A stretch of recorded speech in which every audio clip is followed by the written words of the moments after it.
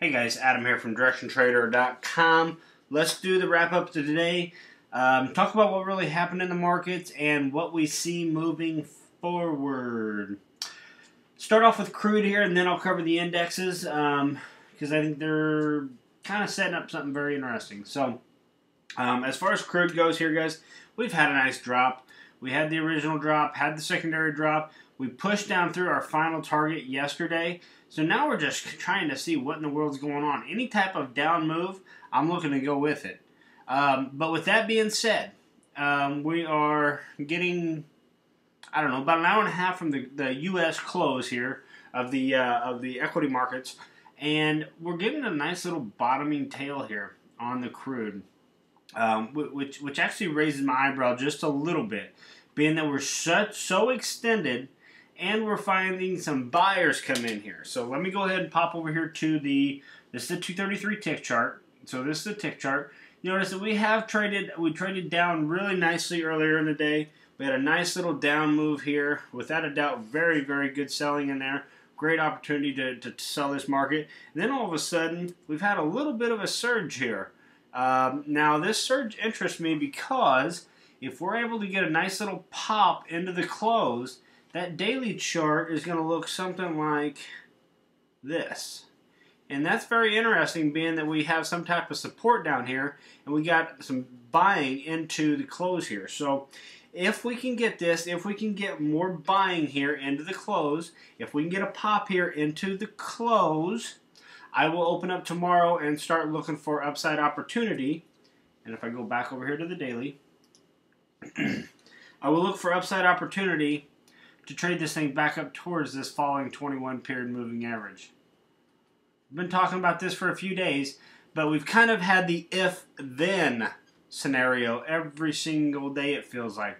So bottom line, I'm going to continue to have it. If we open up tomorrow and our 5 and 15 minute momentum can start to get a surge to the upside, you start seeing a few higher highs and higher lows, I'm going to go ahead and look aggressively to the long side, managing it with the trail stop, not letting them go. If I get 15, 20 ticks, you can guarantee that I'm going to be locking in anywhere from 8 to 12 ticks and then trailing it up as we go. That's kind of how I'm going to be trading it tomorrow, if we get that push to the upside. If this thing doesn't continue to push up into the close, or for some reason it opens up tomorrow and this thing continues and starts rolling over, I'm going to go ahead and look for shorting opportunities, because I'm not one to catch a falling knife. I'm not trying to say, hey, I'm buying everything tomorrow. That's just not my trading style. If the market starts to sell off, I'm not going to try and fight it, and I'm not going to try catching a falling knife. I'm going to go ahead and use my intraday charts, and I'm going to look for shorting opportunities. So tomorrow, if we get a little pop here, a little rally into the close here, coming into tomorrow, and we can continue to see some higher push, I'm willing to trade this thing long up until we retest that 21 EMA over the next few days.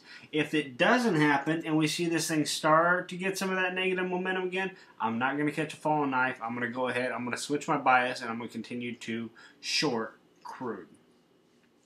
All right, now the indexes. Something very interesting here. Let me just show you the Russell and the S&P. Let's show you the dailies. As of right now, you can see that the Russell, now granted we are kind of below our little support area, but I don't ever draw support like this. Every time I draw support, I draw it like this. That is support. It's an area. So, as long as we're staying in this area, I still see us sitting at support. And we've been sitting at support for 4 trading sessions now. Same thing as the crude I'm looking at here in the indexes. If this thing can get a pop into the close, it will absolutely interest me to the upside. At a minimum, a very minimum, retesting that 21 period moving average. Very minimum, retesting that 21 period moving average. And if not a test of the 21, I see it pushing higher. Okay, at least to test this 21 period moving average. And then if it decides to push higher, we got some highs up here we can deal with. And we can deal with another push. Do I think that's going to happen? I'm kind of 50-50 on it.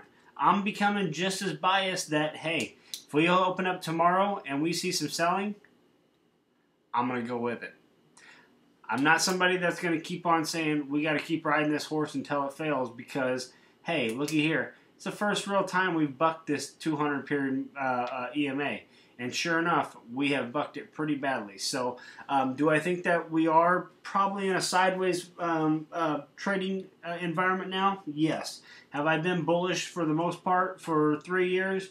Yes, even on this pullback, bullish. And we were buying here, and we were buying here. We were even trying to buy right here, if you remember, about 2 weeks ago. So coming into tomorrow, if we get a nice rally here into the close, I'm going to look to at least see if we can trade this thing back up towards that 21 period moving average. But I'm also not going to be in denial.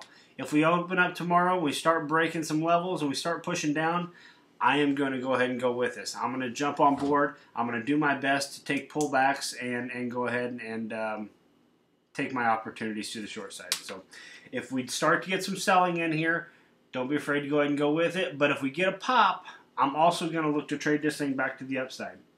Quick peek here at the S&P. You're going to see a few more lines here on the S&P. But that's because I just took it from the most recent anchors. We have this anchor here to the highs. You can see that we have, and all I'm looking for here are price clusters. You see we have the 50 period moving average here, or the 50 EMA here. I'm sorry, the 50% Fibonacci. We have the 61.8 come through right here. And then down here I have another low, which is the most recent major low, all the way up to the highs.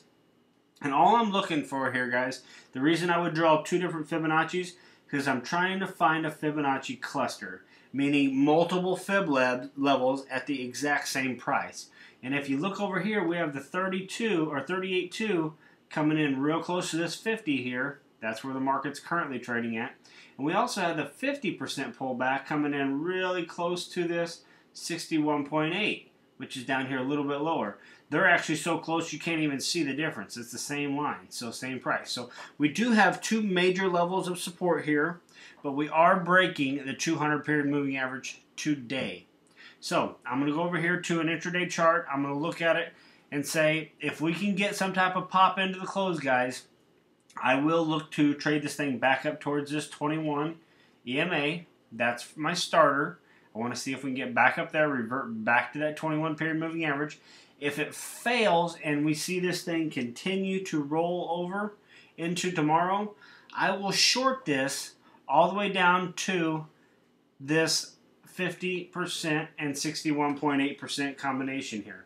I'm not going to be one in denial and say, hey, I'm going long, I'm long.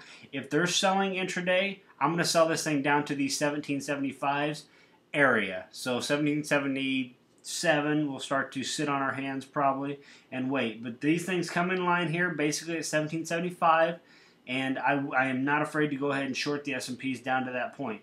But if we're able to get a rally, here's the 233 tick chart.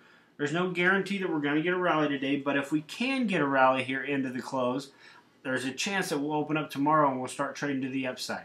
Okay? But if this thing does roll over here in the next hour and a half and we start to sell off, and if we go back to the daily chart, we can't be in denial, guys. If this thing sells off, we got to go ahead and go with it.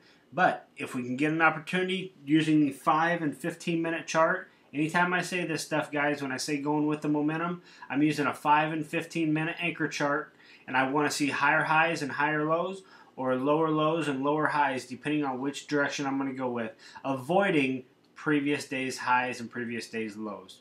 Watch out for them levels. So we have 21 EMA, we have previous day's high, previous day's low, and those are the three main levels I am going to be focused on right now. So going into tomorrow, it all depends on what we get in the next hour and a half. This is kind of a nice area to watch. So if we get some strength into the close, I'm going to look to maybe open up tomorrow and get some rise here right out of the open. If we sell off or kind of just dwindle into the close, I'm going to go ahead and look to sell it. But today is such a down day in the S&P, it's actually kind of blowing my mind because I'm looking at the market internals, looking at the advanced decline, the breadth ratings, and they're not that bad. For how bad that we are selling off right now, the internal readings are not that bad. So that's the reason I'm somewhat optimistic about the opportunity to get a little pop here in the market. But I still can't deny the price action. So if price sells off tomorrow, I got to go with it. But the internals are telling me something different. On such a big down day, we should have about 3 times the negative reading that we have now, and we're not quite getting it. So I'm very interested in seeing how this closes and how the markets open up tomorrow. So that's it for today, guys. Got a little long-winded, but I hope you enjoy these videos. If you have any questions, go ahead and email me, adam@directiontrader.com. If not, thanks for watching, and we'll see you tomorrow.